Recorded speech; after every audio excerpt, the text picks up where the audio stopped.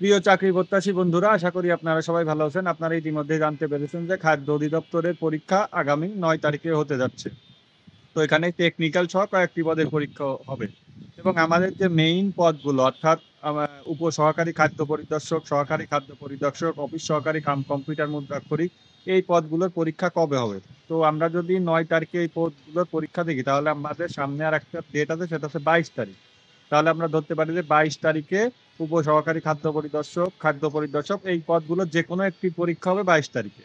এবং এই পরীক্ষাতে কিন্তু আপনাদের হবে হচ্ছে এমসিকিউ পদ্ধতিতে, এবং আমরা কিন্তু জানি যে বিভাগীয় শহর এবং জেলা শহরে পরীক্ষা হওয়ার সম্ভাবনা রয়েছে। যদিও এটা আরকি সিওর করে বলা যাচ্ছে না। কারণ খাদ্য অধিদপ্তর একেক সময় তারা আসলে সরকারি চাকরি পরীক্ষা তো আসলে কোন ফরমেটে হবে এটা আ সিওর বলাটা আসলে খুবই টাফ।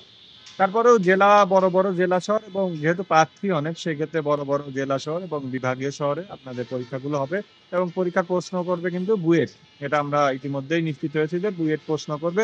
তো বুঝতেই পারছেন পরীক্ষার প্রশ্ন স্ট্যান্ডার্ড লেভেলে হবে এবং ফার্স্টে কিন্তু এমসিকিউ পরীক্ষা হবে, তারপর রিটেন পরীক্ষা হবে। এটা আমরা একটা শুনতে পাচ্ছি যে ফার্স্টে এমসিকিউ, তারপর হচ্ছে রিটেন পরীক্ষা, তারপর যাদের কম্পিউটার আছে সেটার কম্পিউটার টেস্ট হবে, তারপর ভাইভা।